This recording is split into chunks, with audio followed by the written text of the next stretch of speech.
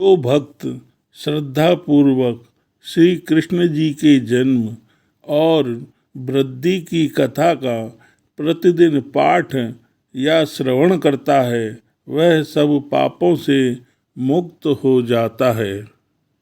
पूर्व काल में जो प्रजाओं के स्वामी थे वे ही श्री कृष्ण लीला के लिए मनुष्यों में अवतीर्ण होते हैं। पूर्व जन्म में देवकी और वसुदेव ने तपस्या की थी। उसी के प्रभाव से वसुदेव जी के द्वारा देवकी के गर्भ से भगवान का प्रादुर्भाव हुआ। भगवान श्री विष्णु जी का 8वां अवतार ही श्री कृष्ण के रूप में होता है, जिसे देवकी के 8वें पुत्र के रूप में जग में प्रसिद्ध होते हैं। भगवान श्री विष्णु अपने चारों हाथों में शंख चक्र गदा और पद्म धारण करते हुए प्रकट होते हैं।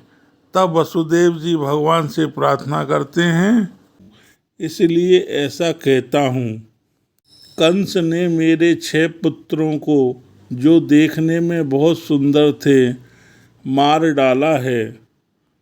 वसुदेव की बात सुनकर भगवान ने अपने दिव्य रूप को छिपा लिया और एक नवजात शिशु का रूप धारण कर लेते हैं। तब भगवान की आज्ञा लेकर वसुदेव जी उन्हें नंद के घर ले जाते हैं। भगवान की कृपा से जेल के दरवाजे खुल जाते हैं और वसुदेव देवकी की बेड़ियां खुल जाती हैं। जितने भी पहरेदार थे वह गहरी निद्रा में सो जाते हैं।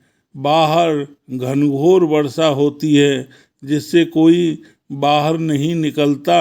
ऐसी स्थिति में वसुदेव जी नवजात शिशु को सर पर रखकर गोकुल ले जाते हैं और नंद गोपाल को देकर बोले कि हे गोप, इस बालक की रक्षा करें, क्योंकि इससे संपूर्ण यादवों का कल्याण होगा। देवकी का यह बालक जब तक कंस का वध नहीं करता तब तक इस बालक का आप पालन कीजिए। तब नंद जी ने बालक श्री कृष्ण को गोद में ले लिया है और कैसे कंस से इस बालक को छिपाया जाए, तो नंद जी बोले, अभी थोड़ी देर पहले ही यशोदा ने एक कन्या को जन्म दिया है और मैं इस कन्या को आपको दे देता हूँ। आप उस कन्या को लेकर कारागार में वापस लौट जाइए। इस प्रकार बालक के जन्म का रहस्य कंस से छिपा रहेगा। तब कृष्ण को यशोदा जी के बगल में लेटा देते हैं और उसकी नवजात पुत्री को उठाकर वह वसुदेव जी को सौंप देते हैं, जिसे लेकर वसुदेव जी मथुरा में कारागार में लौटते हैं। देवी देवकी ने पूर्व जन्म में अजन्मा परमेश्वर से जो कामना की थी उसकी यह कामना महाबाहो श्री कृष्ण ने पूर्ण कर दी थी। देवकी की इस कामना को पूर्ण करने के लिए ही भगवान साक्षात प्रकट होकर उसके बालक के रूप में पुत्र बन जाते हैं। उस समय यज्ञानुष्ठान बंद हो गया था, धर्म का उच्छेद हो रहा था।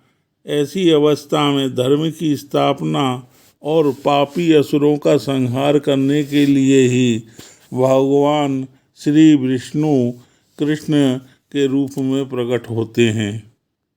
देवासुर संग्राम में जो महाबली असुर मारे गए थे वे इस समय मनुष्य लोक में उत्पन्न होकर सबको कष्ट दे रहे थे। उन्हीं का संहार करने के लिए भगवान यदकुल में अवतीर्ण होता है।